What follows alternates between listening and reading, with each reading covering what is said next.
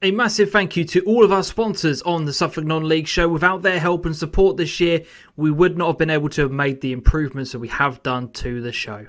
Other than sponsoring one of our local sides, Grunsborough in the SIL, GBS are a family-run construction company in Ipswich operating nationwide with over 30 years experience in fire protection, diamond drilling, commercial building, health and safety and asbestos removal. Starling and Lock, a self-employed electrician since 1989 offering domestic work and certificates for people buying and selling houses, an NIC EIC member based in the Stowmarket, Suffolk area. All of the branding that you see on the Suffolk Non-League show comes from these guys at Matchday Marketing. They are a sports marketing and branding company helping enhance the image and profile of grassroots football and non-league clubs at a very low cost, utilising over 20 plus years in the game. All of the merchandise that is available with the Suffolk Non-League show has come from these guys at Your Shirts. They offer eye-catching, professional-looking garments for your business, team, club or organisation. They offer a range of printing methods to cover all individual costs.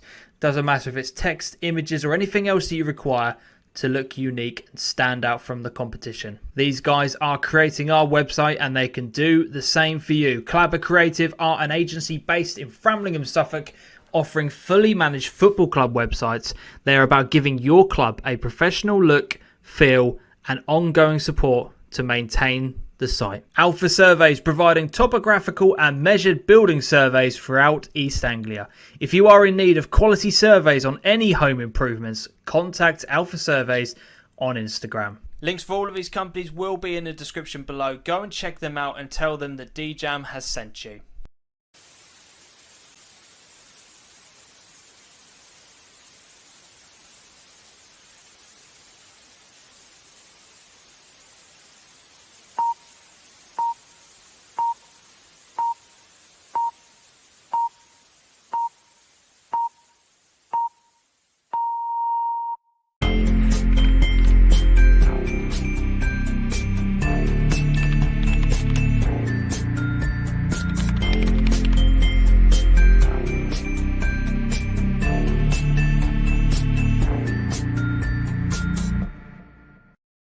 Good evening, everybody. Hello and welcome along to another live edition of the Suffolk Non-League show. I'm James, he is Adam, and once again we are live across Facebook, Twitter, Twitch, YouTube, the whole shebang, and we are ready and raring to go for tonight's show. And as a comment has come up already in the chat from Jack Owens, evening all, how nice is it to have competitive football back? Oh, just felt so good going to a ground this weekend and getting some action in.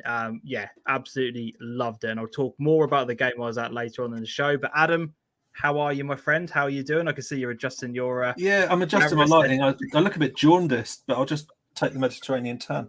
Yeah, good, thanks. I'm energized. I'm really energized. Yeah. I'm good to see everything is back. I saw your post the other day about how much you're looking forward to this season. Has the weekend results kind of tumbling in? Has that given you a bit of an oomph to go on to get going this season again? Yeah, I think so. And it's that whole thing of like realizing that we've kept the show going and everything. Everyone's been along for the ride and that, but there's so much more we can do, and it's all about growing the community. And I started having some time to reflect upon how we can do that, and that kind of got me excited a bit, really, if I'm wholly honest with everybody. So it's good. I think that there is loads of opportunity for people to get involved where they want to, but also loads of opportunities for us to involve other businesses and stuff that want to be part of the journey that we're on and actually improve what we're doing, and that will enable us to do a bit more.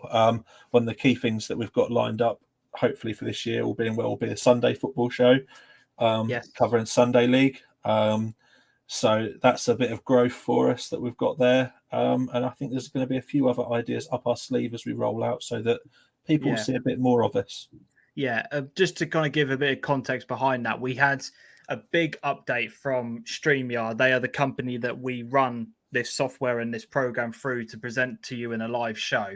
They gave a massive update, didn't they? Which now means that we can upload pre-recorded shows and present it as live content.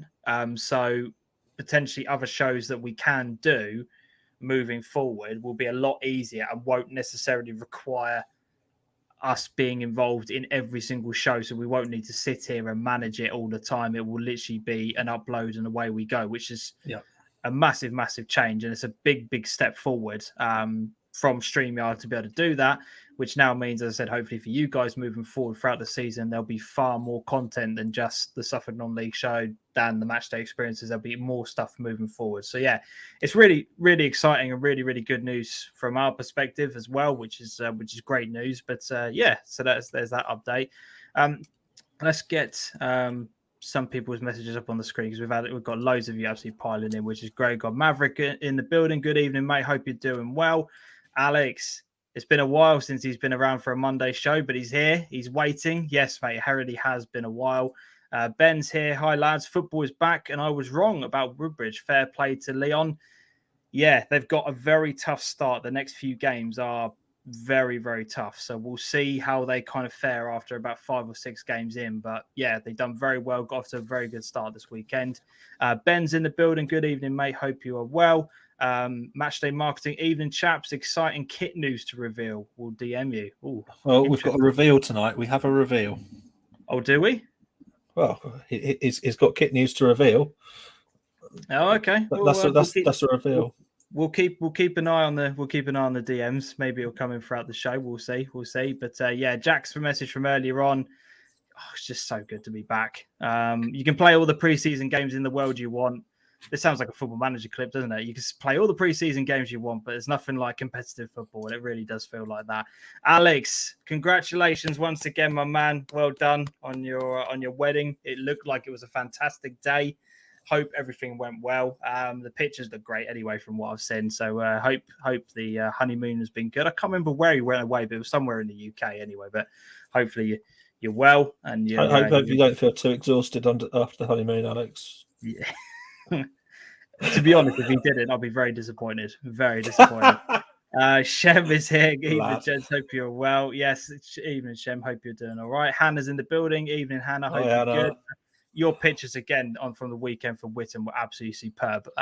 Loving the new kit from Witten, by the way. It looks very, very smart. So yeah, well done, Adam. That was all your hard work, my friend. Well done. There's a sneaky Suffolk Non-League logo on there as well. Yeah, Non-League show logo has been crept onto the sleeve, so we are representing in step 5. Yeah, definitely. Glenn's here. Good evening, mate. Hope you're well. Mark's also in the building. Trimley Red Devils. Good evening, all. Keep an eye out for Trimley later on in the show. We'll reveal all as we go on throughout the show. Yeah, Alex, Hannah, some quality pictures coming through from yourself, 100%. Dave's here. Very pleased to see Holds win at Hadley. Yes, again, we'll kind of cover on that in a lot more detail. I've got a few bits to say with that one as well. Yeah, definitely, 100%. Corley's evening all. Alex, no comment. Yeah. Keeping it under his hat. Yeah, definitely.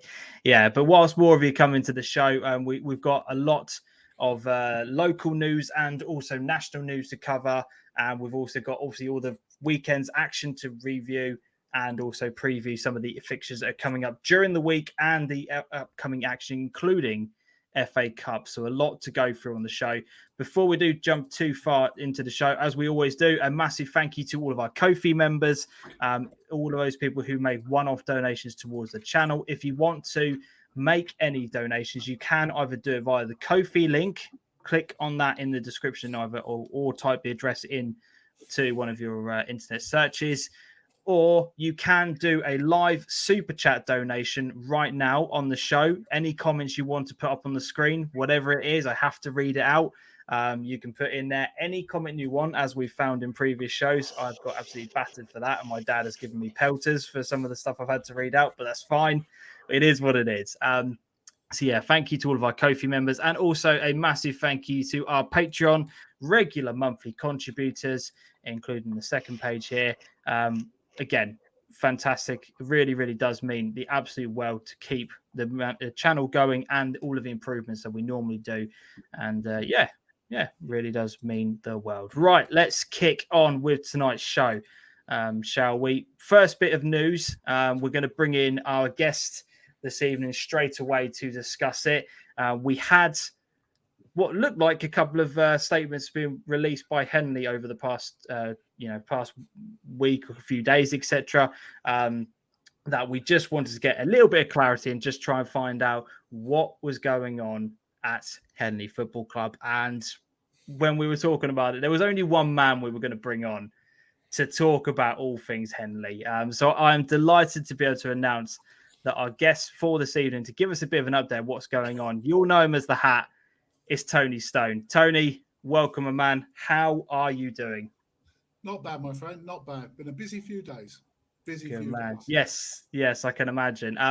For all of those, I know people are going to jump in straight away. We are aware of Tony's mic is a little bit lower than ours, so apologies, but we've tried adjusting various different bits and pieces before we went live, but unfortunately, there's not anything we can do about it. But but just want to get that out of the way before people start typing it in the comment section. So, Tony, they're used to me shouting. Me being quiet will be a blessing. If you go the next 15 minutes shouting every word, that would be quite something. I'm pretty sure your wife would be downstairs pretty quickly as well. I'm not sure she's used to it. So let's just talk about what's been going on with Henley. Obviously, I would imagine a lot of people in the chat would have seen the statement that came out to say that the reserve side was going to have to be pulled at one point, and then very quickly that decision was kind of reversed and changed around, and things are now looking positive. You've now got your reserve side back. So just kind of fill people in who maybe don't know the situation, haven't been reading some of the statements. What has happened to lead up to this point? Well, really, I suppose it covers over the last couple of seasons. As you're probably aware, we had Dean Forbes with us as reserve team manager before last. He went off to take the first team job at Ufford, something we wished him every success with. And obviously he took a few players with him, but then to be fair, he brought the players to the club. Alex, who's in the comments, I can see, came on board and once again brought some great lads to the club, some of whom are still at the club, particularly the Ablett boys, and whatever, fantastic additions to the club as a whole. But as you're aware, last year, his pressures of work and starting the business and whatever, you saw him drift away. And from that point onwards, even without COVID, it was getting hard to keep the team going. We had our treasurer, Dave Ling, who's been with the club since it started. You know, he's been with the club sort of 25, 30, probably 30 years now, 25, 30 years. Stood in, did a great job, but at the end of the day, he's the club treasurer. He's not he's not a manager. And he's done the best he can, and we all thank him very much for it. As a matter of fact, last season he won Clubman for his efforts in keeping the reserve team going. But it got harder and harder, and with COVID coming in, players drifted away, decided they didn't want to play football anymore, and we sort of did a stock check and sort of found ourselves with maybe 9 or 10 players. And to get to a season, you're going to need double that. And we advertised for managers. We spoke to 2 or 3 different people. Some were interested, some were not. It was the wrong time for them, or perhaps the wrong club for them, in their opinion at the time. It's a big club to come to, you know, without blowing our own trumpet. You know, it really is a big, big club to come to. Certainly at the level we're at in Step 7 anyway. And I think perhaps, you know, there's some issues surrounding that. But we've got some great contacts with people, made some good relationships with people who applied. But at the end of the day, we couldn't get a manager. So we had a committee meeting and we talked about it and we tried everything we could. We advertised everywhere. We called in all those phone calls and everything you have. And then we decided, look, if we're going to have to struggle through the season, I mean, to be fair, to give you an idea how difficult it was, a couple of times last season, we had to pull in lads from our veterans team to come and play on a Saturday afternoon. You know, you've got guys in their sort of 40s and 50s playing Saturday afternoon and then playing Sunday afternoon as well, you know, which is a massive challenge for them. And once again, we thank them for everything they did to support us. It was remarkable that they were prepared to do that. Yeah. But we couldn't do it again. It was too much like hard work, all the phone calls, keeping players, find. You know, the amount of times Paul Dave was ringing round on a Friday night, right, I've got 10, I need 2, who can play tomorrow, who can we have from the first team, who, you know, and it just got where it was more trouble than it was worth. So reluctantly, we made the decision, and at 12 noon, we sort of sent out a statement from our chairman saying that reluctantly we're going to have to fold it, even though we made contact with some junior teams who are looking to supply us with players in a couple of years' time when their players reach maturity. And literally within 20 minutes, my phone pinged with Ollie Langham getting in touch with me. Literally, I think it was 20 past 12 after we released the things at noon, saying he'd be interested. So I hooked him up with Wayne Leggett, our chairman. They met on Friday. Conversations continued. And on Saturday, we were pleased to be able to say that Ollie Langham and Bam Cracknell have come on board as the new reserves management team and brought a chunk of players with them as well. So we're now in a very healthy situation. The WhatsApp group for the Resis is buzzing. They've organised a friendly for next week against Cops, and things are flying, absolutely flying. Fantastic. It's great news, not only for the club, but also a good statement of intent as people come in and they're able to get the players together and get a friendly so quick. Just touching back a moment, you said that, you know, it'd been very difficult last season. How hard was it to finally sort of turn the screw and say, I don't think we're going to be able to carry on next season? Is that a decision that had to be made over a number of weeks, or did it just get to an end point naturally? We discussed it at our AGM in early June.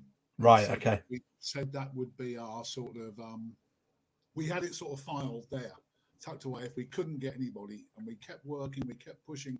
We were still pushing midweek to try and find people before we made the statement. It was what we saw at the time as our only resort. And to be fair, the decent thing to do before they start working out fixtures and everything like that, you know, and get everything sorted, then all of a sudden the team drops out. We thought we may as well, you know, pull it now. We've got to thank the league as well for responding so positively on Saturday when we got in touch with them and said, hello, we're back. Hey. Yeah. You know, which was a fantastic thing for them to do. It's been said a few times over the last few days. I'm sure James has seen it as well. The power of social media, particularly with arranging friendlies, something that's been very difficult to do. Social media has taken a battering lately, but in local football, I know you're quite present anyway. How important do you think it is for keeping the game alive? This being a very, very good example of it. Without it, you won't have local football. It's the communication method. It's the publicity method. I think out of all the friendlies we arranged, all of ours, bar one, cancelled. To be fair, we had to cancel one ourselves because of COVID in the camp. Yeah, right. But we managed to rearrange them all, including one like the day before, you know, by putting the plea out on Twitter, people sharing it like yourselves, people sharing things, and the word getting round. I upset my wife quite a bit last Friday lunchtime, sitting in a very nice restaurant in Woodbridge, pinging messages backwards and forwards with Debenham and God knows who, and a few other places, sort of arranging a game. And I think if I'd have done much more, I would have had to buy myself a new phone because the one I was using would have been inserted into one of my bodily orifices. So, you know, it is essential, you know. My wife always laughs about football on Saturday evenings when we're supposed to be having a nice evening together. All my phone does is ping all night, you know, because of the messages after football, you know, the comments, the banter, they're having a laugh and everything else. But I think it's a remarkably important part of football, and also a way that clubs can get value for money for their sponsors. It's really important for clubs to be able to push their sponsors and retweet their sponsors. You know, we've seen some big changes for our sponsors from that, and we get a lot of comments about it. Yeah, no, definitely. No, I know what you mean. My phone on a Sunday when it's supposed to be my one day off and supposed to be with family time, it constantly goes off with people either reacting to the videos we've done, or it's then getting ready for tonight's show where we get people messaging in loads of little bits of news and like bits and gossip and stuff like that. So yeah, I know exactly what you mean. I can't believe, James, that we've been doing this on the 24th of August. We've been doing this a year, and you still think we get a day off? Oh yeah, no. I think football's an 8 days a week thing at the moment. It's ridiculous how much goes into all of this. It really is. So you know, this is just one little show, so I can't imagine the amount of effort that goes into actually trying to run not just a team, but a whole series of teams. It sounds like it's a lot of stuff that goes in behind the scenes. We're blessed. We've got a fantastic committee. Committees don't win football matches, but committees keep clubs going. We are blessed. We've got an 8-9 strong committee. We've all got our own skills. Over half of us run our own businesses. So I think that gives you a lot of the skills you need to help doing this sort of stuff as well. And I think, everybody's prepared to put the effort in. I mean, I'm lucky. I'm an old man now. I'm semi-retired. I only work 3 days a week. So I've got time to arse around on Twitter and create programs and update websites. I mean, you hooked us up with Clever Creative. They've been phenomenal. Over the I think I've probably driven Connor crazy the last couple of days with not that statement, this statement. No, there's another statement. I've been doing all of that. I think he's probably regretting taking us on as a customer the last couple of days. But he's putting a lot of effort into it for us as well. And once again, a great way to give value back to your sponsors. Without sponsors, none of this happens. Without sponsors, the cost of football nowadays is remarkable, particularly like us when you've got 4 sides. Yeah, definitely. Do you want to bring up a few comments we've had in here? Fergus has put motivation and commitment from players after the pandemic has been tricky. Some have found new interest. Do you think that's the case from what's gone on with your club, or do you feel from your side it was more the management structure for the reserves just wasn't there to bring those players along? I think it's a little bit of both. I do think people have realised that there is a life outside football. Even I enjoyed a few Saturday afternoons, sitting in the garden with a pint, instead of standing in a touchline with a pint. That difference in altitude made a huge difference to the flavour. But it is sort of very much, I just think it's the modern world we live in, and I don't think it's over. I think there's so many people who haven't had holidays, who haven't had their weddings because of COVID. And I think through the season, we're going to lose players on stag do's, lose players for wedding weekends, lose players for all sorts of things, Yeah. I've got a christening.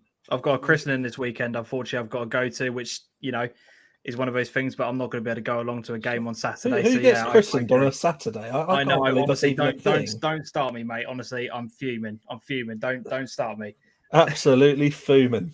You see, we were lucky. Our Clark Bruce, the league's top man, top striker, decided to sneak off and get married in Antigua. You see, took one for the team, missed a couple of pre-season friendlies, but he's back before the season starts.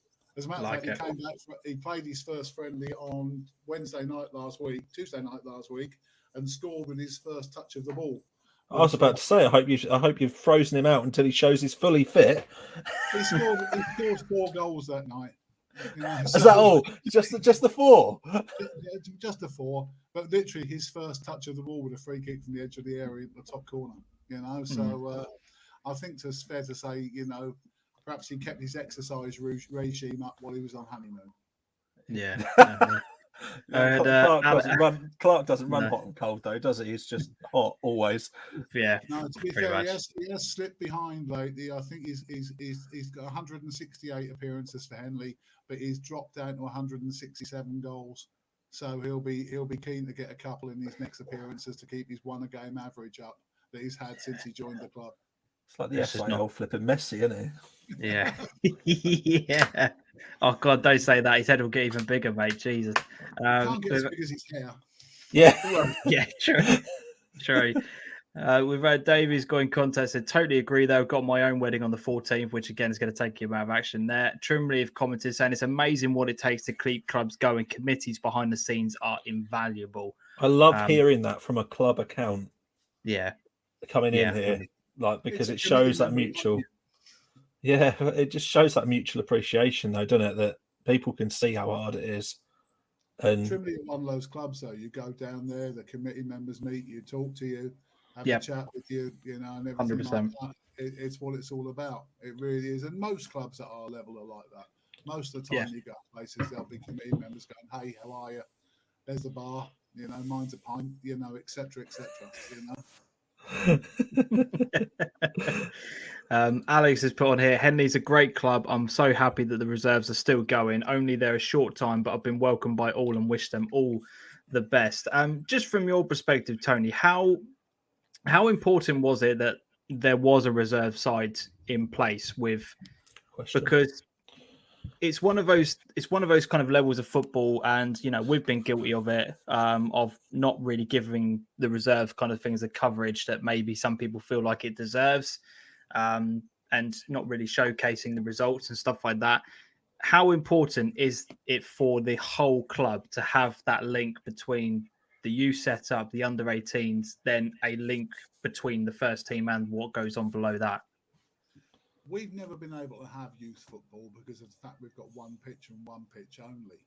But it's important to say the strength of Henley was built on a youth team. Right.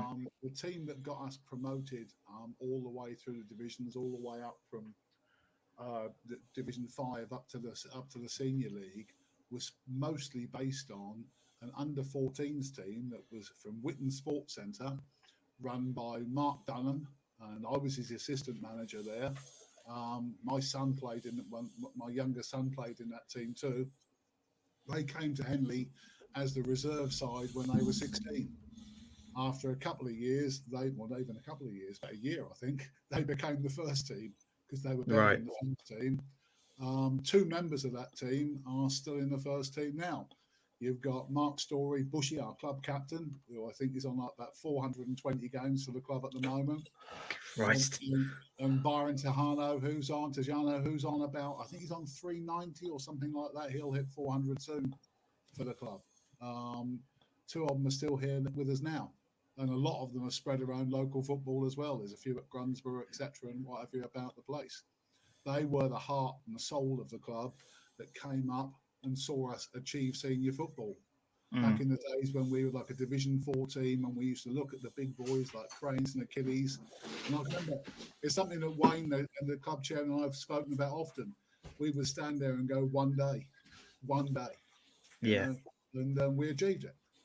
We won the Senior League at our first time of trying, which was a remarkable achievement. Yeah, some achievement, that. Yeah, definitely. And in terms of the new management team that you've got in there, happy with the decision that's been made now? You feel like everything's going to be back on the right track? Really experienced guys we've known, guys that have been around the SAL for a while, guys that we've got, that some members of the committee have got relationships with already. From their time when one of our committee members, one of our management team used to be at Exiles back in the day. Right. That's great. With Ollie, Bam is well known around local football. He's played at a really high level. He's managed in the SIL as well. Achilles, Capel, around and about and what have you, Sumption, etc. So he's got a lot of experience around the area. They've got a lot of contacts. Like me, when I came into adult football, they've got sons who want to play football as well and things like that into the game, which is a driver for a lot of old guys getting into non-league football, following their sons around, and standing on touchlines and getting soaking wet. It's a thing about being a dad and what have you. Yeah. I also think, something that doesn't get the publicity it should is ladies football in the local game as well. Getting a ladies side at Henley 2 seasons ago has made a massive difference to our club. The commitment from the girls and the turnout at fundraising and things like that is so much better than the guys. They really do. They're phenomenal. And they are a great part of the club. On the committee now as well, part of the whole club. As is the vet side. Brilliant. Vet sides are great because they've all got money. They're old guys like me. You can just say, right, put your hand in your pocket, buy some raffle tickets. With the ladies stuff is again something that we can probably fairly confidently reveal we will be venturing into. Just got to make sure we can confirm and appoint the right people to cover it. Mm-hmm. And there's some really good people out there and some really interesting girls. So many of the girls come and watch the guys' games as well. We've got a little fan club from the girls.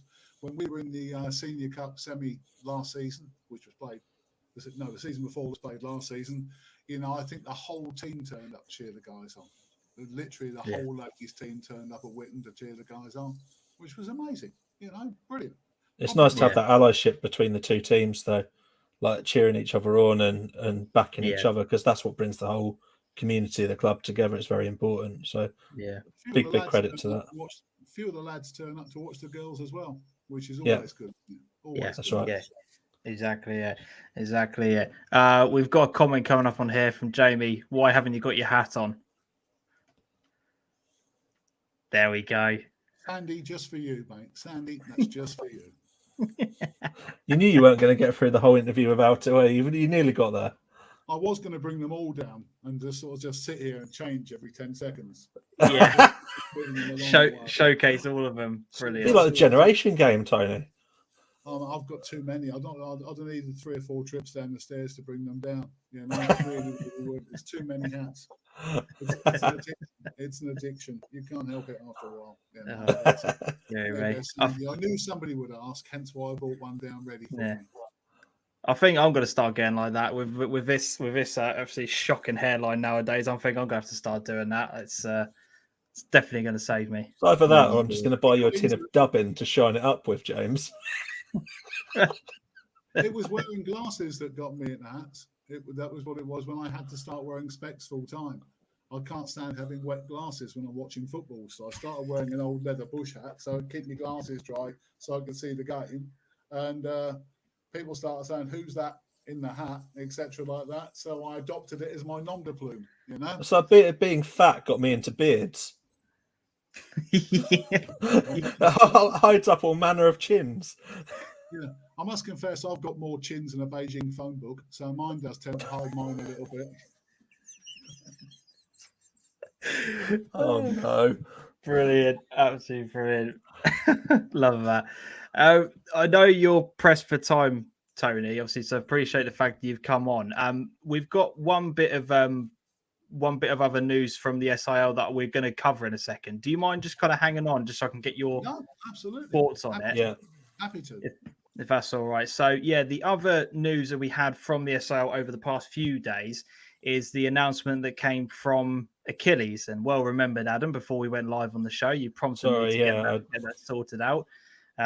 We had the announcement that Jamie King has decided to step down from first team duties for the coming season. We want to wish him all the best. Was a very, very short announcement from Achilles.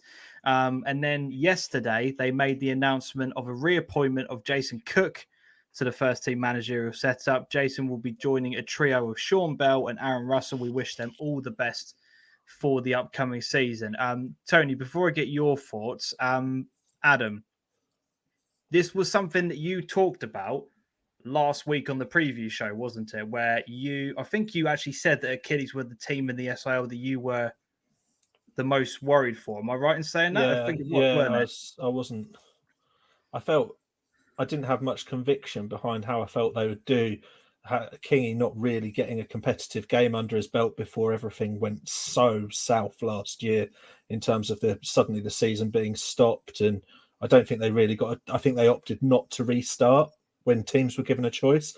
Achilles made the choice that as a club they didn't want to do that, and with that decision being made, having not seen Kingy manage that team and having come off the back of a bit of a rocky spell, I just didn't understand what they'd got.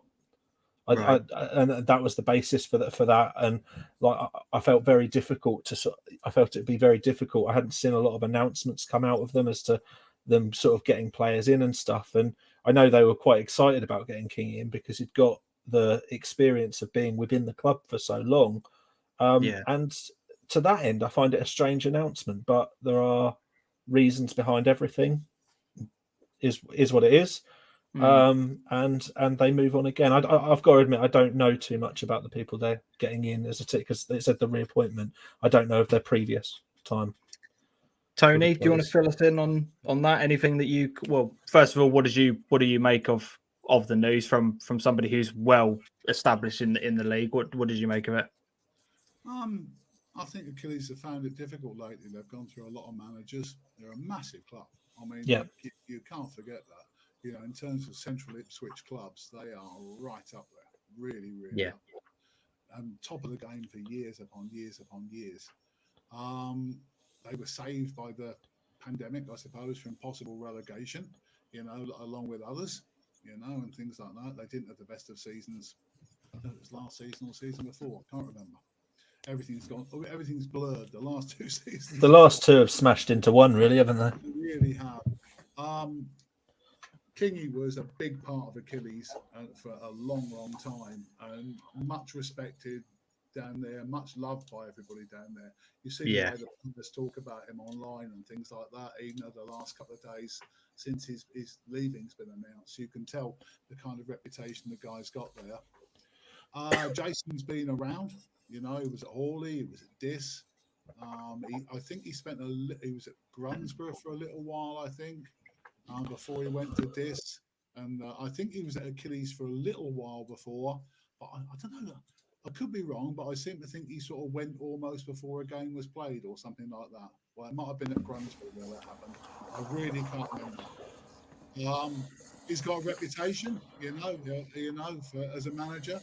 I expect a lot of people's phones will be pinging and what have you, and things like that. So, at the end of the day, I want every club to be successful and stay solid in the SIL. We don't want to lose clubs. We can't afford to lose clubs. We really can't. Yeah. I was quite surprised perhaps they didn't look at their resis with Lee Greenwood, who is really experienced, been around a long time, still a great player, and running that reserve side. I'm surprised they didn't perhaps look down that way, and bring up from the bottom rather than that way. But perhaps he's not ready for it. I don't know the ins and outs of Achilles. Yeah, I'm probably the last person they'd want to know the ins and outs of Achilles. No, fair enough. Crazy to remember Achilles finished 3rd 2 years ago. Yeah, it just goes to show that how quickly football can move on, especially at non-league level. It only takes a few people to go, and a team kind of that you once was successful kind of falls apart and disappears, and they take people with them. There's a big roundabout effect, isn't there, in the SIL, that very quickly a few people can move on, but especially within that kind of area as well, because it's very easy, and I'm not saying they're bad mouthing anybody here, but it's very easy to go from one Ipswich club to the other if you're not quite happy with things, how they're going, because it is literally just down the road, isn't it? It's not too much of a change for some people to go from one place to another. I mean, even us, we're only a few miles outside Ipswich, so we come under that umbrella of Ipswich Club, along with people like Claydon, etc. as well. Brantford, obviously, Ball Vale, and what have you. Those sort of ones all come around this sort of Ipswich, the Ipswich tackle as well. I mean, Cranes is a classic example. The terrible news of what happened to them. I know we were rivals, but God, nobody wanted to see what happened to them. No. Even though we've been able to pick up Yarpy and sign, Mark Van Owen this year, as he said to me last week when we had a game, he says, "It's nice to not have you in my ear all game." Now you're known for Henley's, which is quite fun. But it is be interesting to see what happens this season. I think there's a few clubs that, and I think if we, God forbid, we get another shutdown, God forbid. But if we do, I think that could prove fatal for some clubs. Yeah. No, sadly, I agree. Alex has put on here, we played them Saturday and they have a good base there. They just need to get some older heads, and maybe that's what will happen over the next few weeks. We'll wait and see on that part, but it will be very interesting to see how they start on that one. And the other bit of news as well from the SIL, which Ryan is very, very well segmented on here. Shame to see Joel O'Connell stepping down today. He's done a great job there. I don't know if you saw this news. Astonishing news. Really took me by surprise. I'm not sure what's happened there. He is literally Mr. Coddenham. There's no other way looking at it. He is Mr. Coddenham. I think he was one of the club founders, if I remember. He was, He was, The guy's been there forever, part of the club, absolutely fabric of that division and fabric of that club. So what's happened? I don't know. I was going to say, you've got a statement up, haven't you? Yeah, I reached out to Joel this afternoon, and he's very kindly given me a bit of a statement to read out tonight. So he's put on here, it's emotional at the moment. Writing this is probably the best way of putting it. I started this journey off in 2013 when our Bromford under-18 side formed as Codnam Athletic. With 4 promotions, 1 league title, it's time to pull myself away. The club has meant the world to me for 8 years, and I didn't ever think I'd be writing something like this. But with so many players moving on this summer, and these boys, my friends, it's not the club that I helped create. It's not goodbye, though. It's the start of a new era. Hopefully, I can help the club in a direction that will make it bigger and better for the future. For now, a new management team will take the club forward on the pitch, and I'd like to thank every single person who has made this journey so fun and enjoyable. So it sounds as if, from what he's saying there, the basis and the premise of what they created is no longer there, and therefore, with a lot of people kind of moving on, maybe the appeal of just being in that position wasn't there anymore. But they've lost a few players lately, haven't they? Because they've done yeah, a really good, decent job of wishing people well when they've left. And I thought that exactly the same. Really good, proper way of doing things. Very, very professional, and they've really highlighted key career moments for those that have left. I think for me, and speaking to Joel earlier, it's a chance to give a new man an opportunity to bring their own players in and refresh the club that way. But clearly a sad time and a different era, end of one, beginning of another for Joel. So I wish him all the best of what he goes on to do there.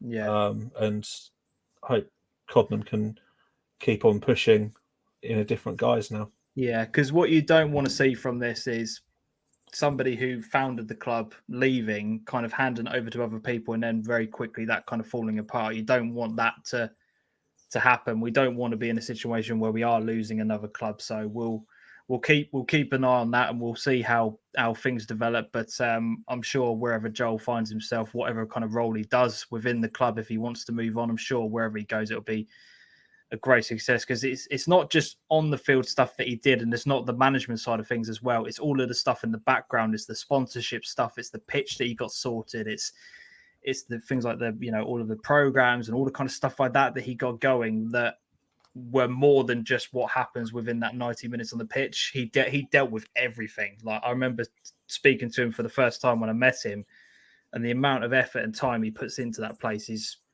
is remarkable. So, be careful. You just be careful not having sort of, I don't know, in the one-man club thing is where somebody does so many responsibilities. I'm reminded instantly of Hoxton a few years ago, and when Jamie Scales decided to step down the club. Because that guy, wrote the theme tune, sang the theme tune, etc., etc. He'd go out there, he'd be doing his team talk while he was putting the sponsorship boards up, having just mown the pitch and put lines on it, And I think, is, once again, I go back to the strong committee, but it's got to be a varied committee. You've got to keep bringing people in, keep adding to the committee the whole time. This has been one of my biggest problems in local football that I've moaned to James about year after year after year. The clubs are quite closed because getting people in can affect the balance of things as well as improve things.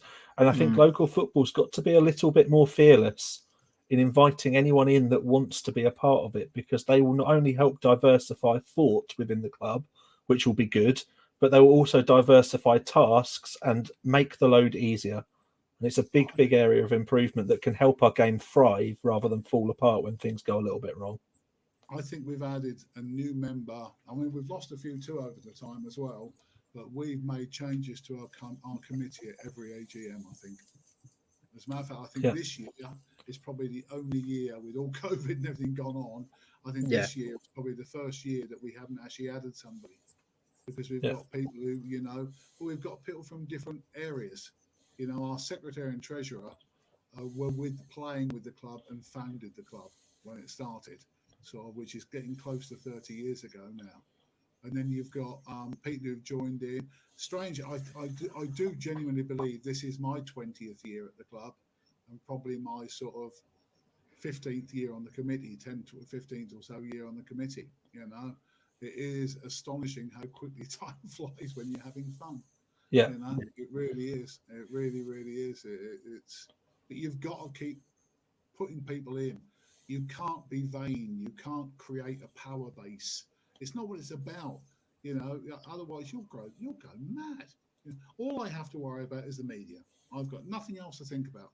I don't have to think about anything on the pitch. I don't think about the ground. I don't have to think about unlocking or anything like that, or money or anything like that, registering players, nothing like that. And nor do our managers. That's a good thing as well. Yeah. We take that away from our managers.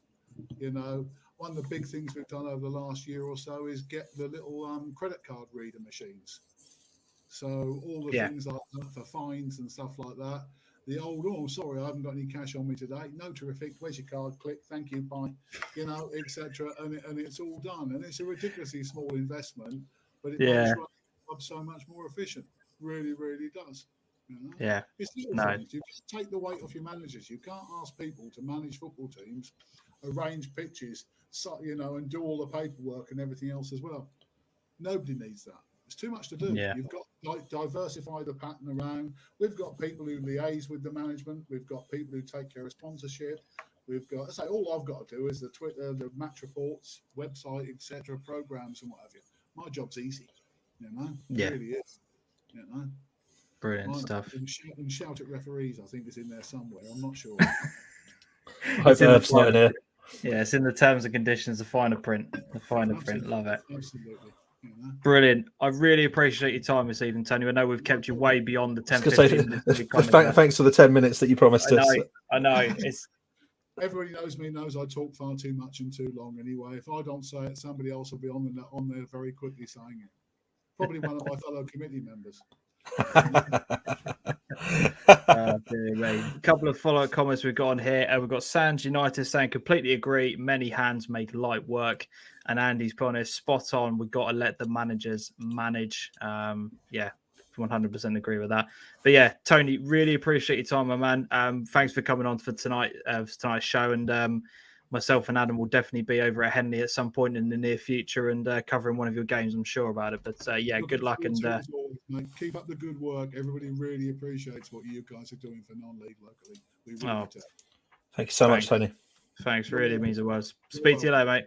See you later. Take care. Cheers. Bye. Cheers. Bye. Brilliant. Love that. A lot of SIL news in that opening segment there, which is brilliant to see. We've just done a bit of an SIL special, James. I wouldn't worry about anything else, though. Yeah, definitely. Yeah, we'll come back another day for the rest of the news now. We're checking. One bit of news we do want to just go through before we talk about the national kind of side of things is just to let everybody know about a game that is happening this week. If anybody has got sort of any free time on Wednesday, Sands United, who are in the chat at the moment, they have got a friendly match going on with Debenham LC's reserves. This is going to be taking place on Wednesday night at Debenham. It's a 7:30 kickoff. Big night for the club and promoting the subject. So many couples, including men, have suffered through. Debenham have been amazing. For those of you who don't know, Sands are a charity that deal with, in particular for men and their families and friends affected by the loss of a child, which is a very, not a subject that many people talk about on a regular basis. But Sands have got a team together in Ipswich. Go and give them a follow at the moment. Go and give them a follow. SUFC Ipswich. And as I said, if you haven't got anything going on Wednesday night, fancy a trip over to Debenham and watching that game, any of the proceeds on there will go towards the charity. And I'm sure it will be a massive, massive help to them. So yeah, go and give those guys a bit of a follow. There's not too many Wednesday games at the minute, so should be a good excuse to get people along to Debenham. Yeah, exactly it. So yeah, make sure you go and check that out. Right, Adam, national news before we kind of cover the weekend's results. We've just got one other talking point to go through. This is your baby and something that you've pointed out to me and something you wanted to highlight and talk about this evening.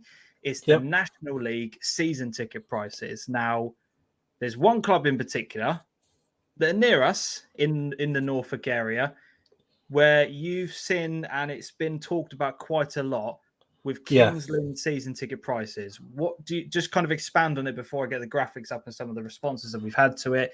Just kind of give a bit of context behind this, mate.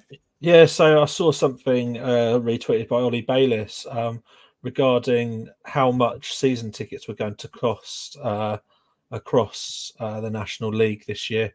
And thought it was an interesting piece. There was very little context added, and I mean very little context. And that led me to reach out to the chairman of Kings Lynn. He's agreed to have a chat, but we haven't had time to do that as yet because I was only able to give him today, and he obviously wasn't able to call me today. So we will pick this up again just to see what the thought is. But where I'm interested is where is the money going that's going in, and what are the fans getting?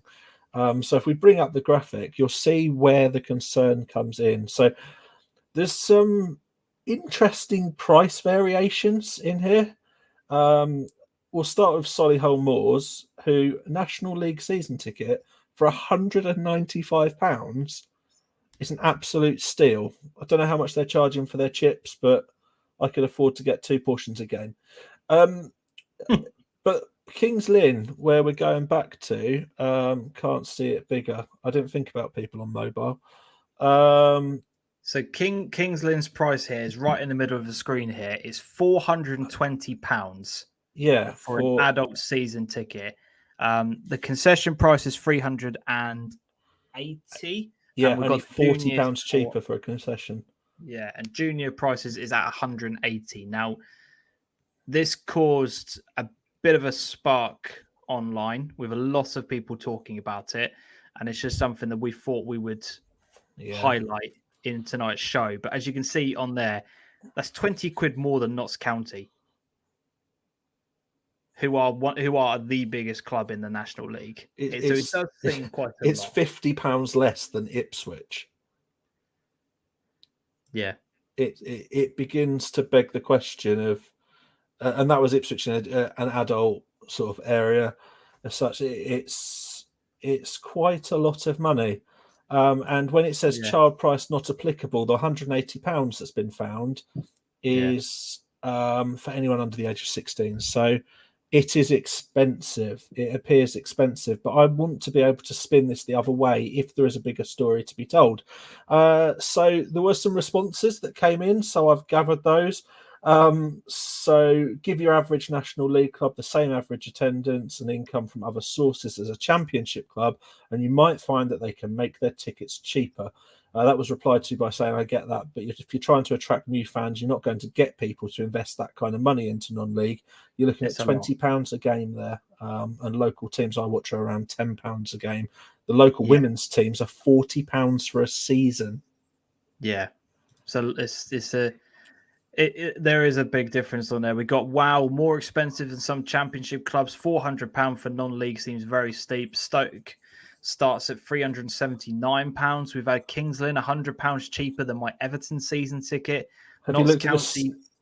Go County, 350 quid for an adult on there. So what we've done is he has clarified that he picked the most expensive option for these tickets, but I've done some more digging, which we'll see in a moment, and he hasn't even picked the most expensive option.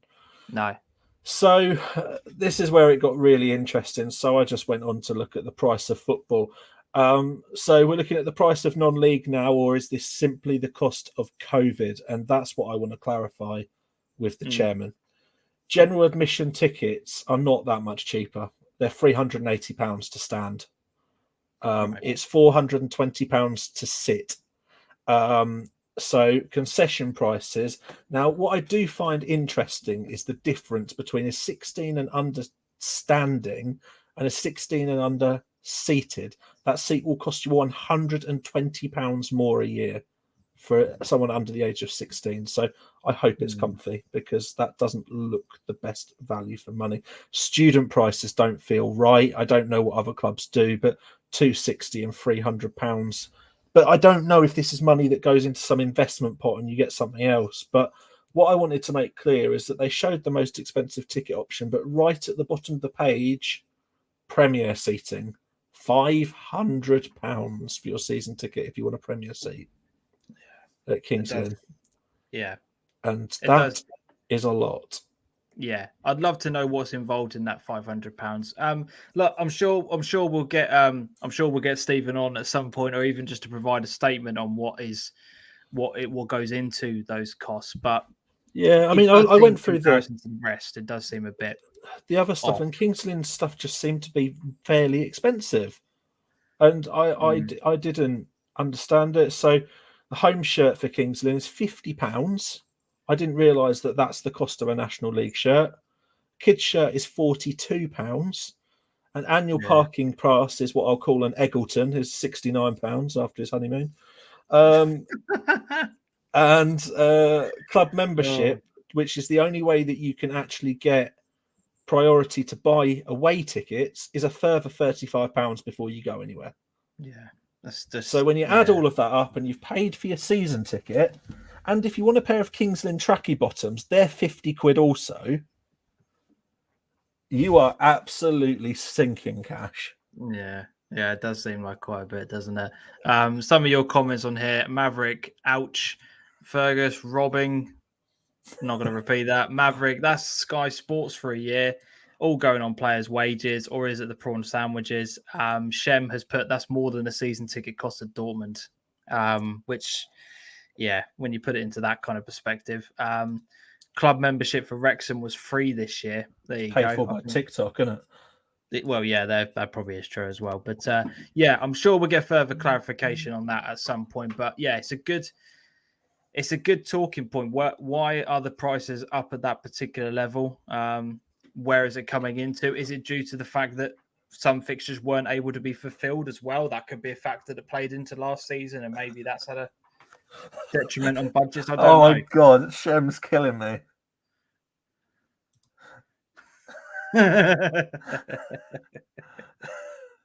Oh wow.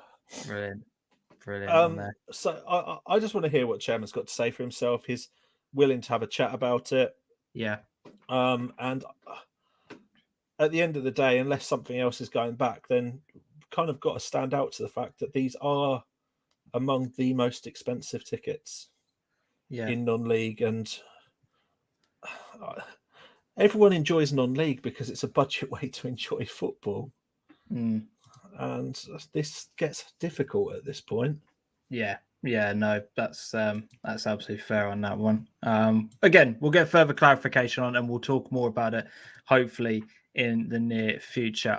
Right, before we go on and talk about the weekend's action and the weekend's talking points, goal highlights and footage of upcoming games throughout this season. We want as many clubs and as many people to send in their footage to us as possible throughout the year.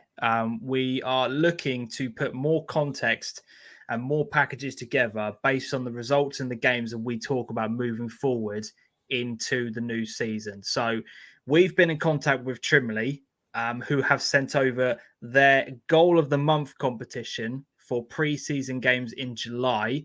We are going to be putting the 3 videos up on the screen in a moment, and we want you to vote for your goal of the month for Trimley in the comment section in a few minutes. So we're going to have 3 goals that we want to show.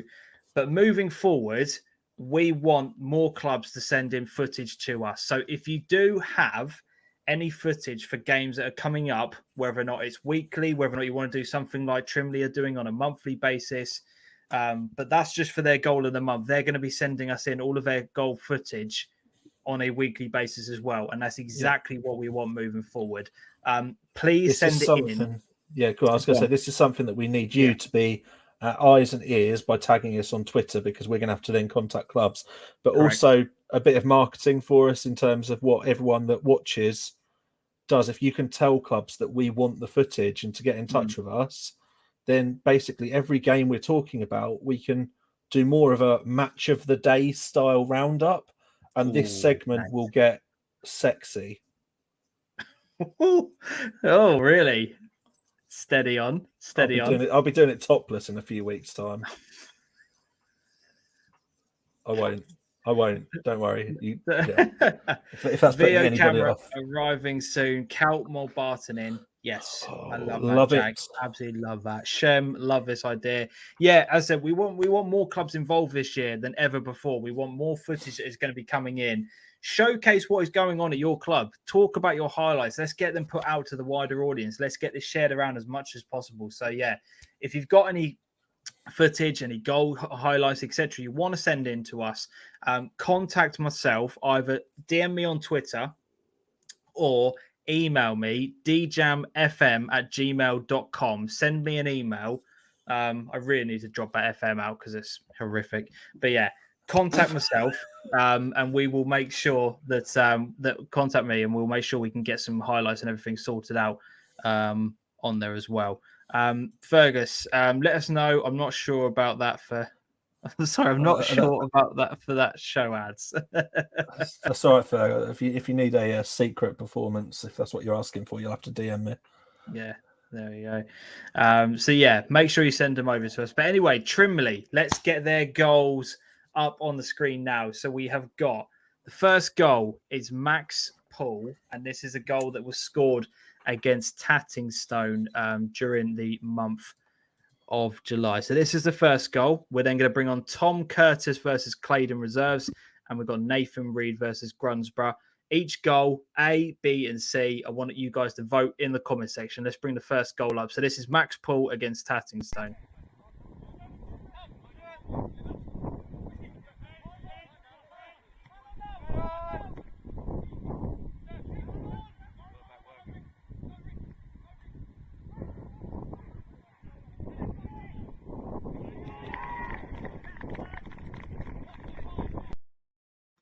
So that's goal number one. Tom Curtis versus Claydon.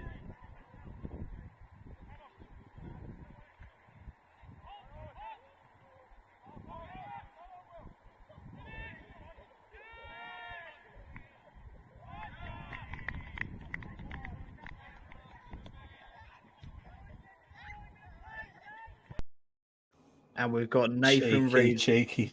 We've got Nathan Reed versus Grunsborough. It's going to take something special to beat that.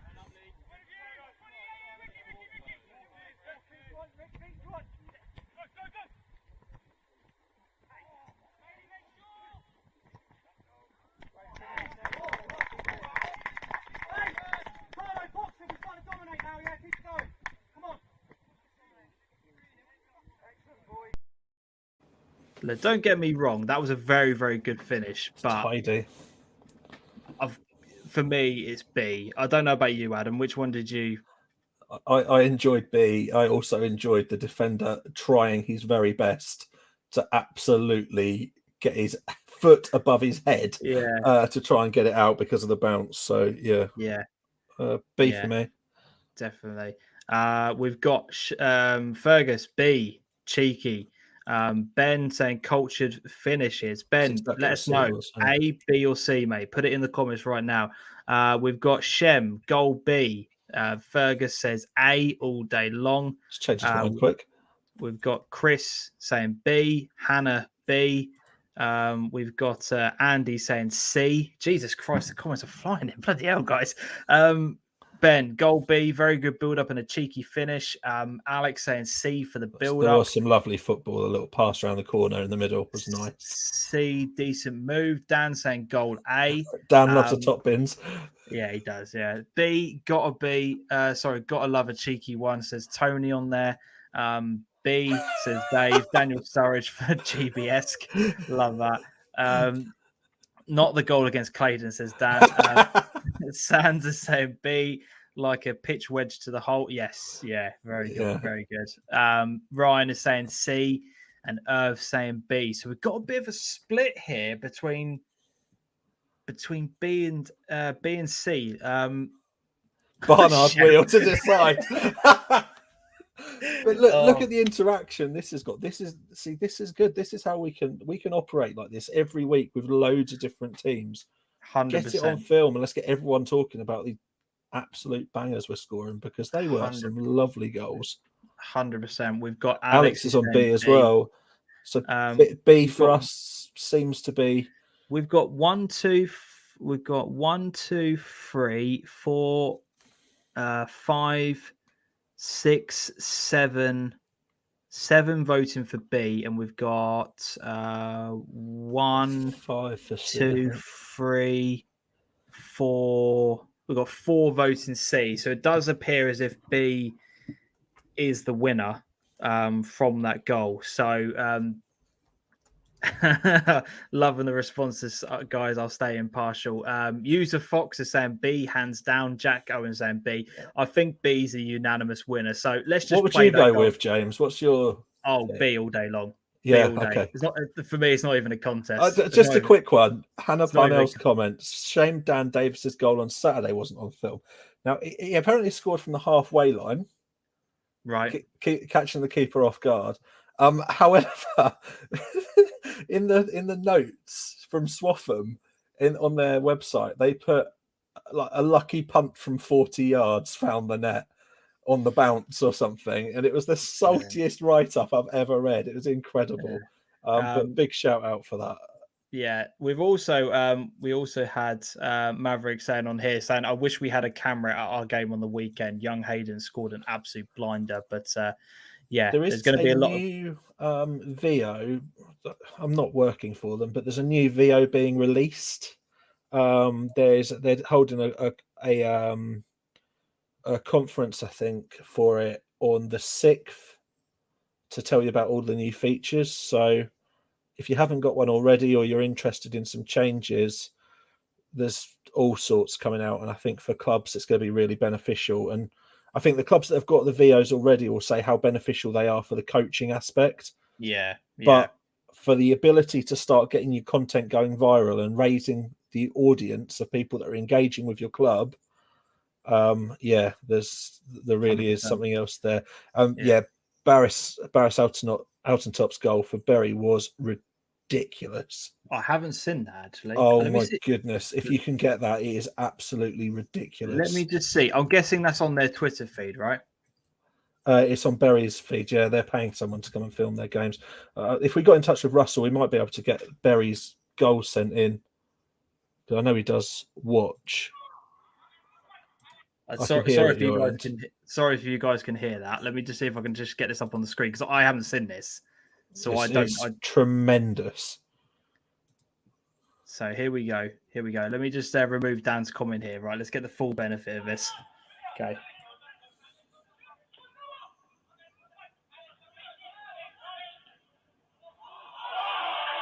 Oh, strike! Oh, that is beautiful. Look at that. 3.4 view Ks. Or K views rather. Like 3,400 views on that one. Like from clubs looking to increase their social media presence, that's an absolute no-brainer, isn't it? Exactly. Do you know what I mean? The value that it adds in terms of getting people along, honestly. Yeah.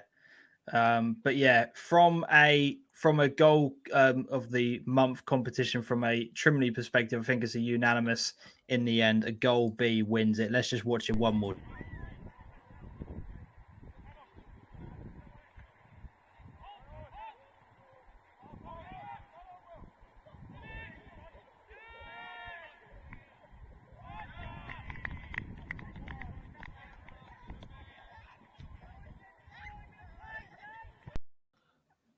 Beautiful. Love it. Absolutely love that finish.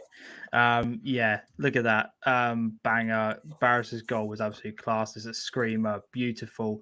Take a bow, son. Take a bow. You don't save us, says Jack Owen. Those FIFA classic games, man. Absolutely brilliant. Have a bang and watch the net bulge. Yeah, absolutely love that. Dan, I won the competition from Suffolk FA to have it for a month, which is being used for the club. We are hoping to get a sponsor for us to have it at the club forever. So fingers crossed. Yeah, that would be so beneficial. Really, really would. Ben, what a hit, son. Pick that one out. I know you wouldn't like it, Dan. It's against Claydon, but you have to admire the goal. Sometimes it happens. It's a beautiful thing, but there we go. Should we get that printed on a shirt? It's a beautiful thing. Just any line will do, right? I don't know. Like I'd be quite tempted to get Dan's phrase there. Have a bang and watch the net bulge for the Partridge-esque double entendre that you could get going. Just James's face on there wagging a finger. There you go. Someone cut that up. I'm sure they will.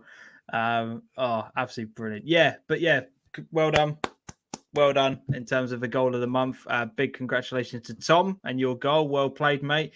We'll be seeing much more of Trimley's highlights. But again, you want to send yours in, contact me on Twitter or send me a message on email. It's djamfm@gmail.com. Let's get into some of the talking points from this week's weekend. Make sure you get that trademark, make, or it will get stolen. Look, doesn't matter. Everything I do gets stolen these days. Let's face it. Super six.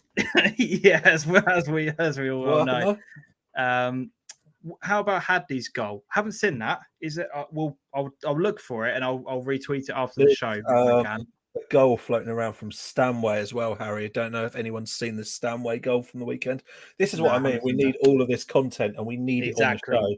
Bring it all in, show it all in one big go. Yeah, there definitely will be. Trimley, well-deserved winner, Tom, as mentioned, was a keeper, but has been great on pitch for the reserves pre-season. Cheers, lads. Tom Curtis. What a finish from a keeper. Fair play, mate. Fair play. Were you expecting him to try and rifle it 80 yards? Yeah, exactly. Yeah, just absolutely boost it clear. Great defending. Love that. Absolutely love that. Right, let's get into the weekend's results, shall we? Some big talking points from this weekend. We had our first lot of competitive action going on this weekend. So let's start off with the Furlough None Prem. Before I bring the results up on there, we were messaging each other after the game, weren't we, about some of the results that were coming in. Like this season starts what's an opening weekend already. Yeah, I think maybe this is what started to get me excited. If we sort of get 8 midweek 0-0s, I might be back to being a bit depressed and not wanting to see anything ever again.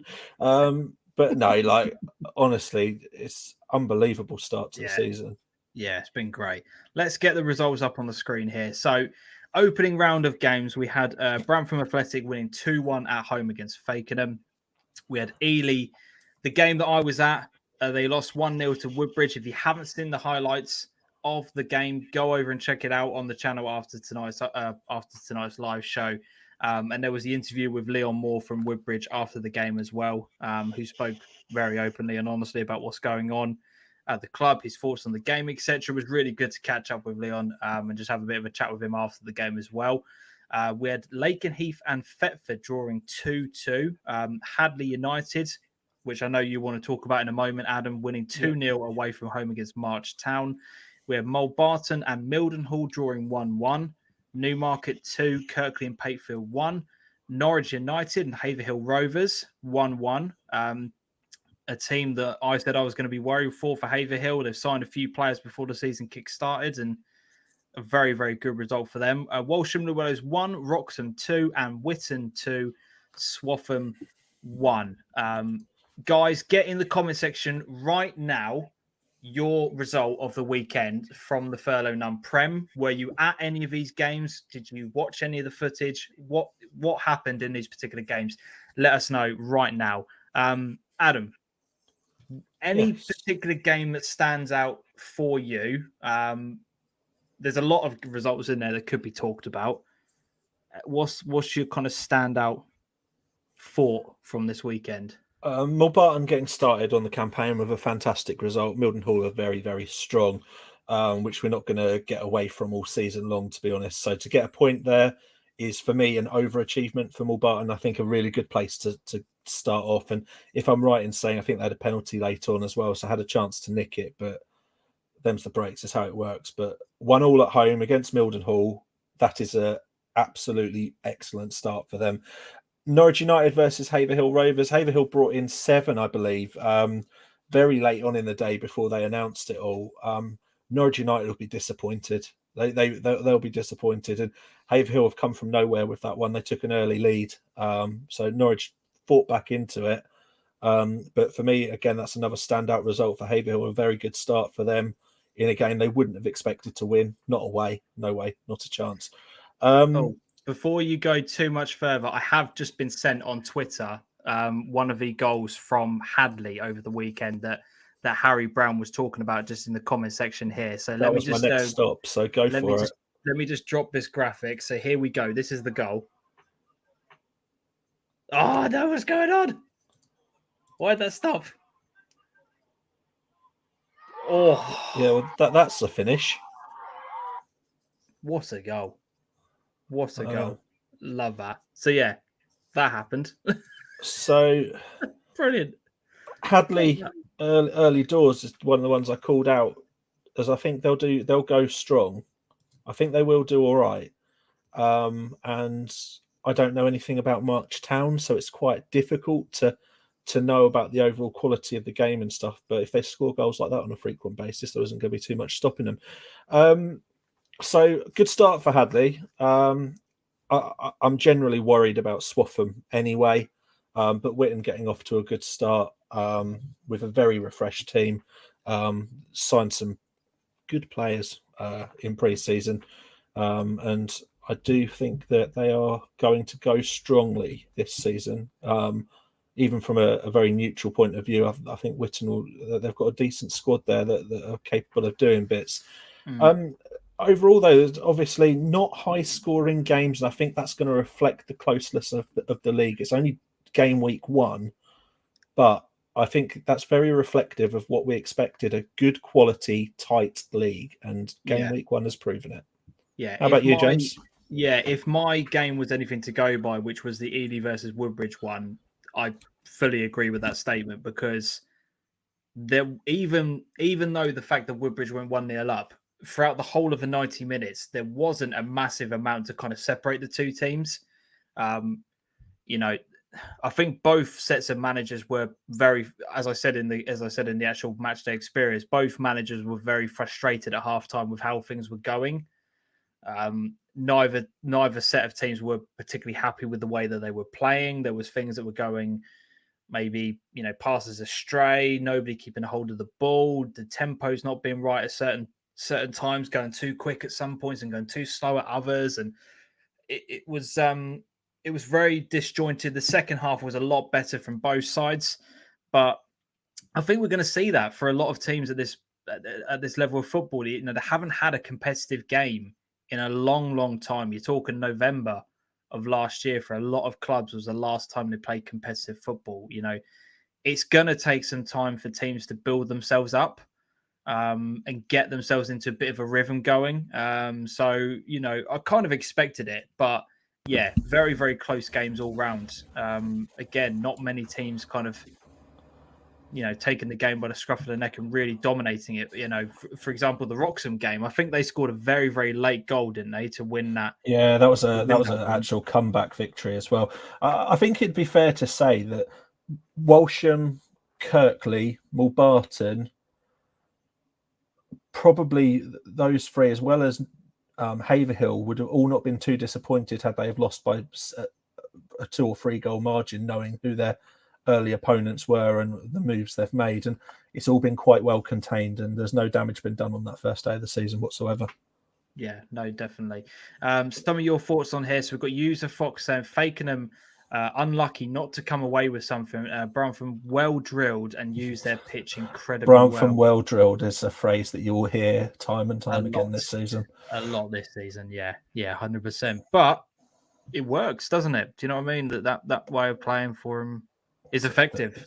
We saw it firsthand last year, didn't we? So it's why they will be in the mix. Yeah. Jack, all close games, fine margins. Mildenhall looked very strong first half and could have been a couple more ahead. Second half, we were on top and so close to a dream start. But a 1-1 draw against Mildenhall is a great way to start the campaign off. Oh, absolutely. Mulbarton's first 4 games will, I said early on, I think I actually sent it to them directly, will make them or break them. They've got some horrible fixtures. No one has been kind to them in drawing their fixtures out, and the boys couldn't have wished.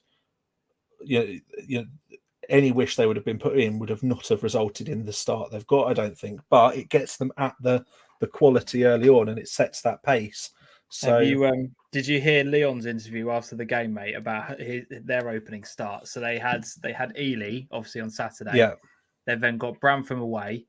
They've got the FA Cup tie. Then they've got Newmarket and Norwich United. Yeah, that's bloody tough. So to get that win on the weekend is a massive start. Yeah, and Leon's that added some to that team as well. So it's nothing like asking people to gel quickly, is there? Yeah, So, definitely. Shem has put fine margins in this division, very tight games indeed. Yeah. Jack, March have lost a few players, but still a very good side. Few highlights on their YouTube channel show they have plenty of chances. Another day they should have scored. I have reached out to March this afternoon to see if we can get some of their highlights put up onto the channel as well. Because again, the more highlights and the more footage we've got to go alongside these games, the better. So the next few weeks are going to be a labour of love. But when we get this right, it's going to be this show is going to go up a level. Yeah, 100%, mate. 100%. Dave Thetford rode their luck and stayed in the game and got their reward last minute. Great points away from home. If you've got time to go on to Lee Simon's channel, just have a check out Thetford's second goal. Right. Are you talking to me right now? Yeah, if you can do that and put it in the chat. I'd love to see the controversy because I nearly fell off my chair when I saw it go in. Right. Am I going on to his YouTube channel, or is this on his? Just go on his Twitter because his YouTube channel's got all sorts on it. He's been a busy boy lately. Christ above, okay, he retweets a lot, doesn't he? Fair play to him. Lee's very active at the moment. Yeah. But yeah, the equalising goal is interested. Is that the Nathan Clark one? No, that's a challenge, which is absolutely hilarious. We're talking about banter moments of the week. It's someone running through on goal and just a quick clip across the ankles. I think I've got it. If this is the one, let me just share my screen here, Adam. Yeah. Bear with me 2 seconds, everybody. Won't be a moment. Let me just get rid of this graphic. Oh, this is hilarious. Right, share my screen. Here we go. We're good. We're good at technology, honestly. Yeah, we are. If this is the one? This is it. This is it. Oh, come on! Why is it not working? Goal. How? No. Sorry, but how did that count? No, let me watch that again because I'm not having that. This is unreal. What? How did that happen? How has that happened? There's a few people questioning, as Venables has, has this been dropped onto the person's head? No, not for me. That's bundled in. Okay. That's and that's some cynical defending towards the end as well. That's questionable. Okay. Yeah. Right. So the ref will be disappointed, is what I think I'll phrase that as. But well done to Thetford for taking the opportunity, and also, what I can't remember the person that Thetford have signed to be on their coaching staff, but he got on the pitch, didn't he? He's like 56. Yeah, I did see that. Unbelievable. Yeah, 100%. Fergus took an hour to get Charlie out of the net. He's still wearing some of it, I think. Yeah, ref has a great view of it. It looks harsh. I agree. I probably tend to agree with that. Fully agree. You know, the decision was made, and fair play to Thetford getting that point. Your standout result, then, Adam. Your standout result. Standout result for this week. You can pick one. Is for me, it's Hadley getting themselves off to a flyer. Right. They've got the players in. They've done the business. That's a great start for them. There you go. It's John Shaggy Taylor. That's the one. Unbelievable. The one. Yeah. I'm going to go with Haverhill Rovers. My team that I said I'm worried about, I'm going to say that their point away from home at Norwich United is my standout result from the weekend. I love that, boys. Proving me wrong. I absolutely love that. I've got so much time for that. Yeah. So much time. That's absolutely, that's a great result because no one would have given them a hope in hell going into this weekend, would they? Let's be honest. No one would have. So absolutely fair play to them. I love it. That's my result from the weekend. We have got some midweek fixtures going on throughout the week. So we've got so this is all fixtures that are happening on Tuesday night. So we've got Fakenham versus Norwich United, Hadley versus Witton, Kirkley and Pakefield versus Mulbarton, March versus Lakenheath, Mildenhall versus Ely, brilliant game, Newmarket versus Long Melford, Swaffham versus Galston, Woodbridge versus Bramtham, and Wroxham against Thetford. Do you have a standout fixture from the midweek action that is coming up? Because that looks tasty. Some of those games. Ely, March, Lakenheath, those two are both going to be good. I think Kirkley and Pakefield versus Mulbarton, however, is the chance for Mulbarton to notch the first batch of 3 points and really go for it. Hadley Witton's obviously a massive derby. I'm getting myself along to that one, and going to be looking forward to it. But don't want to call out everything that Witton do because you know how people will criticise. So I'm glad everyone else has. But for me, Mulbarton have got an opportunity for 3 points, I think, and they can, if they can build on Saturday as well. But there is a derby going on at Swaffham as well. So Swaffham Galston. Yeah. So we've got Maverick who's saying also Hadley versus Witton. We've got Dan who says Mildenhall versus Ely. I think that's my, that's probably my standout one, to be honest. Or Newmarket versus Melford. If from a non-league perspective, if you are a ground hopper, there are so many good games going on. It's some really strong stuff as well. Yeah, really is. We've got Dave saying last season Thetford would have rolled over. Tomorrow we'll see where they are at this year, and their game is against Wroxham. That's a strong test. Really it's a tough one early on, but I think you are right. It does give us that like litmus test of whereabouts they stand. Pick a game out from those, says Jack. What a league. These fixtures are shit. Honestly, that there's a case to be said for all of them. March versus Lakenheath, the two teams that got promoted last year. A great test for both sides. You know, March, an opening day loss. Lakenheath early bragging rights, isn't it? You know, they will feel hard done by on that opening weekend. So that's a great tie. You know, Mulbarton wanted to get their season up and running against Kirkley, who will see this as a winnable game. There's some, you know, Fakenham versus Norwich. It's a Norfolk derby. There's some brilliant games. There's some absolute. I didn't even mention Woodbridge versus Bramtham. I mean, Christ, that's a bloody hell. There's some great games this season. This is such a good league. If you go to one, film them. Get stuff on video. Please. Yeah, if you do, any highlights you can get us, send my way. But yeah, Christ above. This league is so good. He's so unbelievably good this year. Oh my God. Absolutely brilliant. Jack, Fakenham versus Norwich. Again, Ben, Mildenhall, Ely, or Witton. But Jesus, there's some tough games in there. Hannah, not biased, but Hadley versus Witton. We will be taking some pictures. Absolutely love that. Furlough None North then. Let's have a look at some of the results from this weekend. Christ, this is the point where I hide. Debenham 0, Huntingdon 3, Parsons Drove 1, Distown 4, Norwich CBS 3, Peterborough 1, UEA versus Needham Market is a 2-2 draw, and Wisbech 2, Sheringham 3. The Wisbech were winning 1-0, weren't they, at half time? And they were winning 1-0, they were winning 2-1, and then they lost 3-2 because Wisbech. But only a -1 goal difference. We move. So please for the boys. I want to just give them a little bit of praise here. Like, honestly, when they were winning 1-0, I was so happy. I had such a smile on my face at half time reading that scoreline. I don't think they're going to be the whipping boys that they were last year. I think they've clearly made some moves, and you know they would have scared Sheringham with what was going on because Sheringham aren't a pushover team. No, 100%. I like Sheringham, and I think they've got something about them, and that did surprise me. I thought they were in for a horrible start. So, standout result for me though. Like, I had no faith in Norwich CBS whatsoever. So 3-1, clap of the hands, disproving that they're mixing it.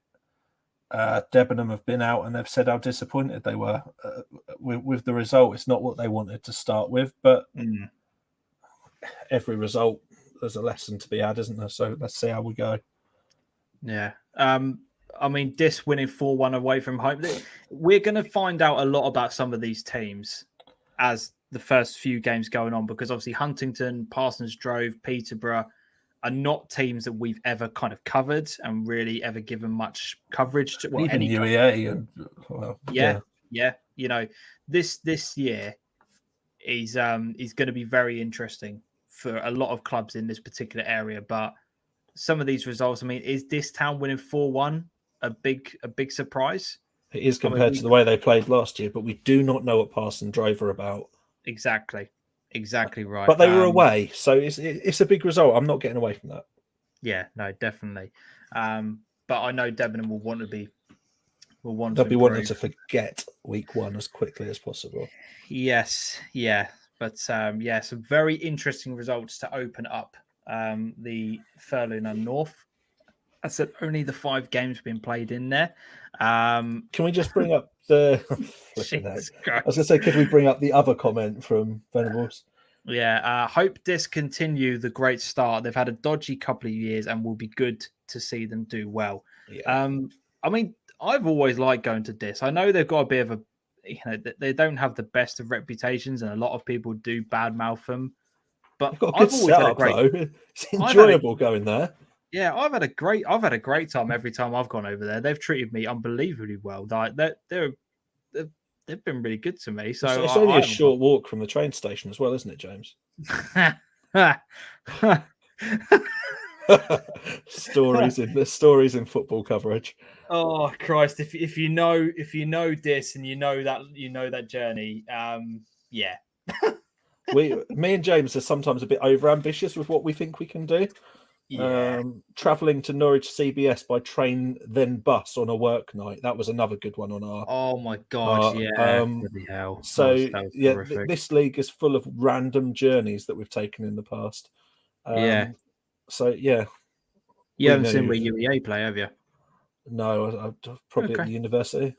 No. Okay, all right. We'll cover that later on in the season. Dan, go on, Wiz Beach. Nick, good to have you, my man. Thanks for joining us. Good to see you, Nick. Gibbs up top for Dis will score absolutely loads, and Jack never making that walk from the train station again. Yeah, Christ. Do you know what though? Bang halfway is a quality chip shop. So yeah, you did every cloud. I remember standing outside in the pouring rain waiting for you to get those fish and chips, but you were adamant you wanted them, so fair play to you. Right.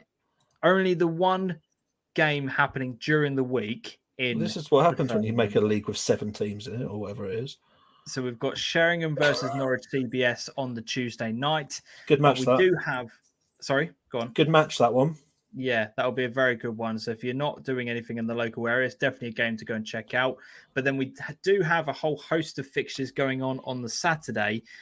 We've got Distown versus Wisbeach, Framlingham versus Downham, Holston versus UEA, Huntington, Sheringham, Leiston Reserves kicking off their season against Parsons Drove. So can they replicate this result there? Norwich CBS versus Debenham, so it doesn't get any easier for Debenham trying to bounce back from the opening day loss. Peterborough versus Needham Market, and Whittlesea Athletic versus Great Yarmouth. So Great Yarmouth starting their campaign away from home. So yeah, you will notice we didn't have any Saturday fixtures for the Furlong Prem. We'll cover that in a few seconds. Furlong South, some of the results from this weekend. Obviously, we know about the Ipswich game being postponed, but a whole host of results going on in here in terms of AFC Sudbury's reserves kicking off their season with a 2-1 away win.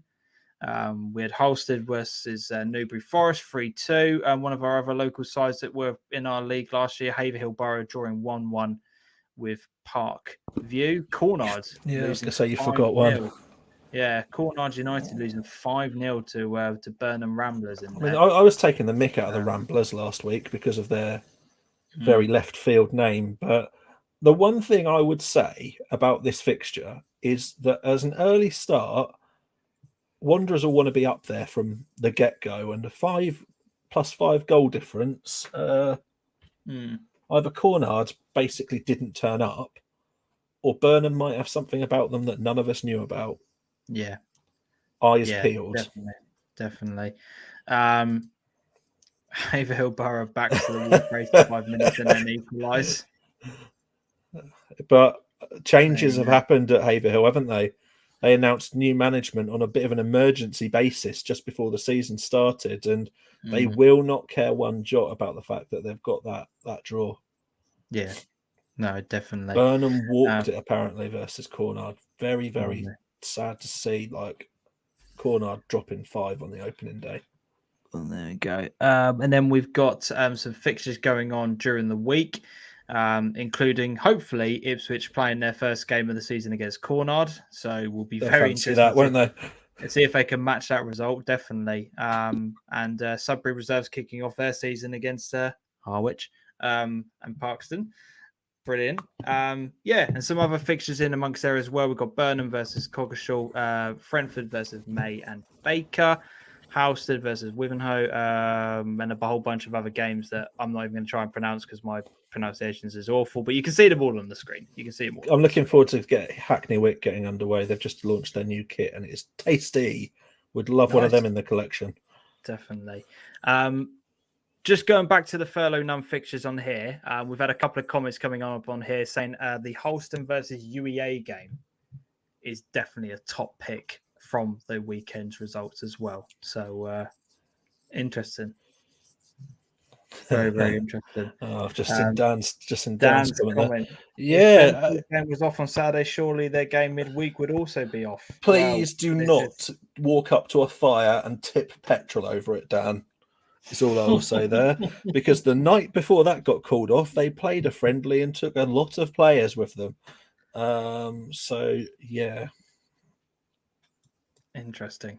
Very, very interesting. Final games that are going on this weekend. As I mentioned, we have a lot of our sides from the furlough none, especially, the games that are going on in the Premier, rather. This weekend is the opening round of fixtures in the FA Cup, and a lot of our local sides are involved. We've got Witton away from home. Thetford are also away from home. We've got a furlough none derby, so to speak, with Bruntham versus Galston. Marchtown are away from home, as are Haverhill, Rovers and Woodbridge. Fakenham versus Ely. We've got Clacton at home. Manchester at home. Hadley are also at home. On the second page here, we've got Kirkley and Payfield versus Long Melford. Lakenheath versus Barton. Mildenhall versus Wroxham. Jesus Christ. Norwich United are at poor home. league is going to get decimated. Yeah, Jesus. Stanway are at home. Swaffham versus Walsham and the Willows. And Newmarket are away from home. There again, this Saturday, I'm so gutted I can't go to one of these games because I would definitely be picking an FA Cup game if I had to. But at least you're going to be singing songs and celebrating a baby, James. Yes, it's all great. It's all fun. They're all things that I know you're really fond of doing as well. Yeah, so that's great. Great fun. So, great fun. Looking forward to it. And you'll be wearing a suit as well. Yeah, I know. I've had to go out and buy an actual suit that fits. I've piled on so much weight. All of the outfits have just been binned. Get a new profile picture for the channel, mate. Yeah, definitely. We've had a message coming from Matthew saying the Harwich versus Sudbury game is off. It really has started, hasn't it, already? Definitely. Every single one of these will be better than Leicester versus Man City. Brilliant. Absolutely. Is that the Charity Shield game? I don't know. I think it is. I think it is. Yeah, I think it could well be. Shem says Wellingborough versus Newmarket. I don't know too much about Wellingborough, but that sounds like that's quite a journey. Well, is it? Well, I don't think we live near Wellingborough. Well, from Newmarket, it's probably not that bad. I'll tell you what, let me Google it. Whilst we're... Fill the airtime, Adam.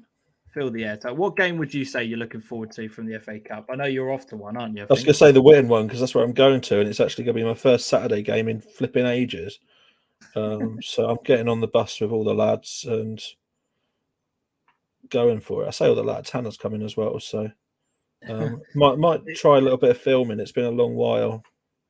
Yeah. Since I filmed a game. Well, you're talking about everyone else going out to film, mate. If you're going to be going to a game, I'm expecting you to film. It's 57 miles between Newmarket and Wellingborough, so that's quite good because if you travel at 57 miles an hour, it'll only take 1 hour to get there. So so a lot of FA Cup games going on there, which is brilliant. brilliant to see. Wellingborough is Northampton. Yeah. So 57 odd miles. So yeah, brilliant. The the Milton Hall versus Wroxham game in particular looks Lakenheath versus Mulbarton. There's some brilliant cup ties to be had in there. Hannah, lads, love it. Oh, James, have you checked your Twitter from match day, by the way? I have. I was literally just about to bring that up on the screen. So feast your eyes on this one. This is absolutely brilliant. This is coming from Matchday Marketing. We did our big concept series, didn't we? We did. Yeah. So we throughout the summer we had all of you guys posting into the comment section about concept kits that were being designed and being done. And one of those teams has got in contact with Matchday Marketing, and we have a screenshot of a new kit that is going to be done. So this is going to be Ransom Sports kit for the new season. I mean, oh my God. The grass at the base has happened. It is beautiful. It is so good. I'm gutted we couldn't pile in with the with a sponsorship logo on that one, but that one looks absolutely catered for. Because that shirt is sexy. Yeah. Just get like the Suffolk non-league show and white writing just at the bottom of the grass. Just literally the bottom of the shirt, right at the front. Oh, I literally want a man mowing the grass wearing a non-league show t-shirt, just walking across the top of it. No, little reverse shirt on there or a shoulder sponsor. That would be tasty. Honestly, that looks absolutely tremendous. Yeah, I am so pleased as well to see one of the concepts that came out of this show come to life. Macron have smashed the shirts this year as well. Yeah, they've put all sorts out, and this is tasty. Yeah, something to aspire to for lots of different teams. Yeah, still say only kits should be a feature on the show. Yeah, definitely, Glenn. We wanted to do something with that, but it's quite a hard thing to do because to get hold of kits and stuff from teams and do everything else is quite costly to do it frequently. So to do that is quite a tricky one. It'd be a nice thing for us to invest in, like week on week as such, to be able to add to a big old collection of non-league kits and stuff. But I'm not sure how viable it would truly be with what we need to pay out for. Dan has said, what about a Claydon away top? Get in contact. I'm sure he'll be able to cook something up and design something. Yeah, just get in contact with Matchday over on Twitter, and I'm sure he'll be able to do it. Fine work once again. Yeah, 100%. It's such a good kit. Such a beautiful kit. But yes, I think that's going to... Oh, no, Super 6. Jesus, I nearly forgot. Nearly went past the episode without doing the Super 6. Jesus, there's still loads of you in the chat, which is brilliant. The fact that we've gone past 10 o'clock and there's still so many of you watching this is absolutely amazing. Right, so this week's Super 6. Just to let people know, you've decided that we're going to wait a few weeks, kind of like the league tables. League tables annoy me after only a couple of weeks gone because it doesn't really prove anything. And with Super 6, what I found is that so many people have the same score. I'm not really putting anything into a league. So let's get a couple of weeks of results in and sorted, and then we will chuck a table out. But we had 60 people enter, so we were at a good uptake already just for week one. So that's very good. Pile in. We've got a new batch of results. Premier League Fantasy. Do people actually want that, by the way? Other than Ben? Like, is it worth me doing it? I mean, you know my thoughts on it. It's going to be something that I set up and I'll never remember, and then I get it. I do it every single year. So I wish we could manufacture a non-league one where we gave people points for goals and clean sheets, but I don't know if I could be bothered to score it and stay on top of it. Dan, I got the Wanderers game correct. I'll tell you what, let's bring up the games that we've chosen for this week. So here they are. We've got 6 games for you guys to choose from. The link, as always, is now being posted into the chat. Make sure you fill that out. Get your score predictions into the comment section. We've got 3 FA Cup ties, 2 Furlong North and 1 Furlong South. So we've got Bramtham versus Galston, Kirkley and Payfield versus Long Melford. I couldn't not put in Mildenhall versus Wroxham. We've got Framlingham versus Downham Town. And we've also got Norwich CBS versus Debenham and Coggeshall versus Hackney Wick. So, I mean, the Mildenhall Wroxham game is going to be very, very tough to predict. Absolute belter. Yeah, it's good. Kirkley and Pakefield versus Long Melford will probably be a 0-0. Yeah. Dan, no SIL senior games. Yeah, you're right. I could have put 1 or 2 of those games in, or probably should have done, but these are the games that we've gone with. Should we be slightly honest and say we were tight for time this week? Yeah, we literally did this. We've had some time-related issues this week. Let's just say that. Yeah, but as I said, the time for the SIL, we've given them half the show anyway, so they've had good enough coverage. But no, I know what you mean, Dan. We will make sure that next week the SIL is included within a game for you guys to predict, or maybe 2 to make up for what we've done this week. We've now got to cover about 12 leagues. Yeah, I know. Literally, it's going to be mental trying to pick some of the games from this. I wanted to see me top of the league on first week. Yeah, Adam, done. Well, I didn't think that was an appropriate way to fairly reflect what people had done, and I felt it may be detrimental to people's well-being to see themselves so low down a list when they scored terribly, Irv. Oh, brilliant. So Shem's done his, Alex has done his, done no bias here. Dan, in James and Adam, we trust. Dan, we love you.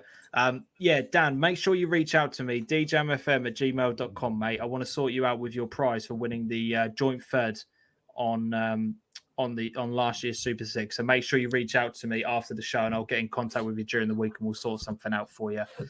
Dan has won a refurbished lucky wheel from Wheel of Fortune.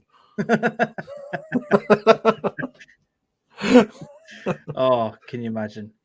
So yeah, get your Super 6 in.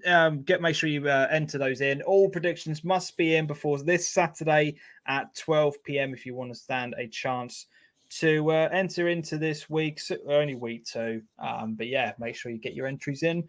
We'll be posting out reminders throughout social medias throughout the week. Adam, going to bring tonight's show to a close. Yeah. How good is it to have football back, competitive football back? I'm buzzing for it. It's brilliant, isn't it? Chat's been good tonight. It's been nice to cover off a few different things. Had our first interview again for a while. Yeah. So in the context of things, show's buzzing again, aren't we? We're bouncing. Yeah. The chat's been good. The video interaction has been amazing. Honestly, it's been so good to be back. And as I said, the show's only going to get better as the week goes on. Weeks rather go on as we start to get more and more content piled into us. We've got loads of different shows that are going to be happening throughout the season as well. It's a good time to, if you haven't done so, hit the subscribe button and turn your notification bells on so that you don't miss out on any videos coming up. Watch us grow. That's really not a good thing to say on a live show. Watch us grow. Shocking. There's all sorts of live shows where that gets where people shout that out. I mean, there's a few things here I want to pick up towards the end of it, other than watching us grow. Venables wants a top Daves of the weekend as well. He corrected himself to have a top save. So what we'll do is we'll do both. So if anyone can sort of send in 3 clips of a Dave playing football in the community, we'll send it. We'll do the 3 top Daves of the weekend, and then the 3 top saves as well. Brilliant. I love that. Fergus, cheers, mate. Really appreciate that. Alex, good show tonight, gents. If anyone is free, again, reminder, Wednesday night, head on to Debenham for their charity game between the reserves and Sands Ipswich. Make sure you definitely, if you are free, then go and check that out. Alex, I'll give you a plug, mate. Remember, Wednesday night, 8 p.m, Life of a Pigskin, Rendlesham Community Radio. Definitely. But yeah, we're going to round things up tonight. It's been great. Thank you so much for everyone joining in with the chat. It's been a really, really good show.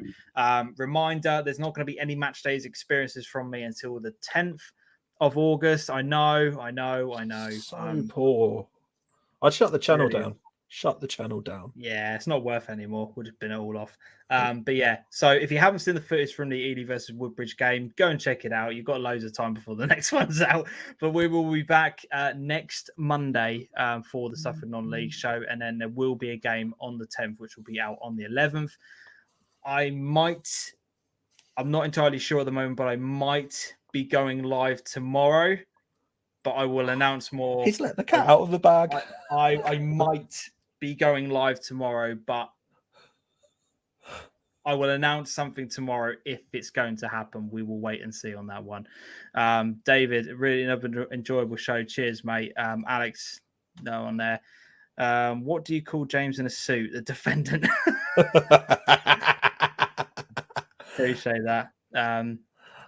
Ellis style forfeit for James next game.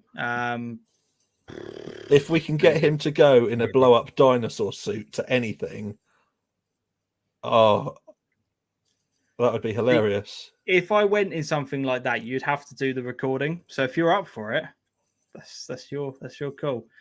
I'd be up for doing it if I didn't have to record any footage. If I could just turn up for like a meetup with all of you guys, and if I had to turn up in a fancy dress, I'd be well up for it. But not whilst recording at the same time. You like dressing up a bit too much for my liking. So yeah, there's lots going on. A lot. Sitting here, I've just had a funny idea for something we could do tomorrow night. Right, we're gonna wrap it up there.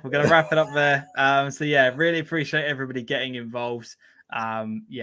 Really appreciate all of it, everybody in the comment section. As I said, subscribe to the channel. Remember to hit the like button so that it improves all the algorithm for YouTube's and all that kind of stuff like that. But yeah, we will see you all possibly tomorrow. But if not, it will be for sure next Monday night. Same time, 8:30. Thanks to everyone in the chat. Love the show. Brilliant, everyone. I'll speak to you all very soon. Everyone. Adios.